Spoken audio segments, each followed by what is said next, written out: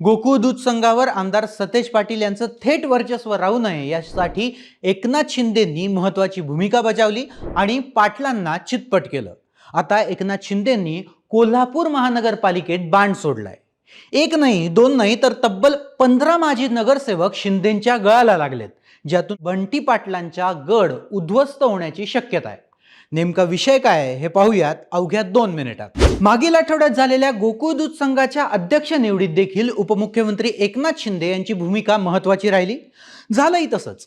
गोकुळ दूध संघावर वैद्यकीय शिक्षण मंत्री हसन मुश्रीफ यांचे चिरंजीव नावेद मुश्रीफ हे अध्यक्ष झाले, त्यामुळे शिंदे यांचा पहिला प्रयत्न सफल झाला। आता आगामी स्थानिक स्वराज्य संस्थेच्या निवडीच्या पार्श्वभूमीवर शिंदेंच्या शिवसेनेने आपली पावलं नाराज काँग्रेस नगरसेवकांकडे वळवली आहेत। केंद्र आणि राज्याच्या सत्ता असल्याचा फायदा नगरसेवकांना होईल हे पटवून देण्यास शिंदेंची सेना सध्या तरी यशस्वी झाल्याचं दिसून येतंय। त्यामुळेच आता कोल्हापूर महापालिकेतील सतेज पाटील यांचा उजवा हात समजले जाणारे काँग्रेसचे गटनेते शारंगधर देशमुख हे शिंदे सेनेत प्रवेश करणार आहेत। त्यांच्यासोबत जवळपास विद्यमान माजी 15 नगरसेवक शिंदे सेनेच्या वाटेवर आहेत।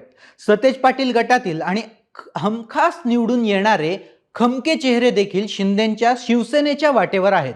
यामध्ये अनेक धक्कादायक नावं येत्या काळात समोर येणार असल्याची माहिती खात्रीलायक सूत्रांनी दिली आहे। आमदार सतेज पाटील यांनी ज्या पद्धतीने जिल्ह्याच्या राजकारणात मुसंडी मारली, महाडिक गटाच्या ताब्यात असलेली एक सत्ता केंद्र ताब्यात घेतली, मागील 10 वर्षाच्या कालावधीत कोल्हापूर दक्षिण विधानसभा निवडणुकीतून काँग्रेस नेते आमदार सतेज पाटील यांचा पराभव झाला, त्यानंतर पाटलांनी महाडिक गटाची सत्ता असलेल्या सहकारी संस्था आणि स्थानिक संस्थांवरही सत्ता केंद्र ताब्यात घेतली। जिल्ह्याच्या राजकारणात सतेज पर्व सुरू झालं। मात्र राज्यात महायुती स्थापन झाल्यानंतर कोल्हापूर जिल्ह्यातील समीकरणं बदलली।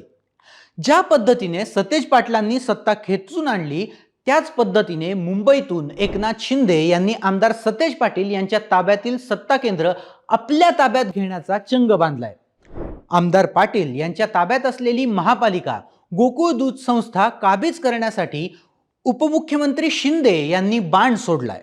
त्याला अप्रत्यक्षपणे राज्यसभेचे खासदार धनंजय महाडिक यांचा देखील पाठिंबा असल्याचं दिसून येतंय।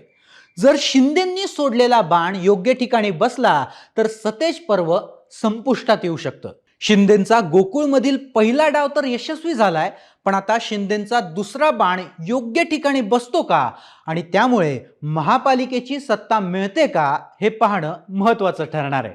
याबाबत तुम्हाला काय वाटतं हे आम्हाला कमेंटमधून नक्की कळवा।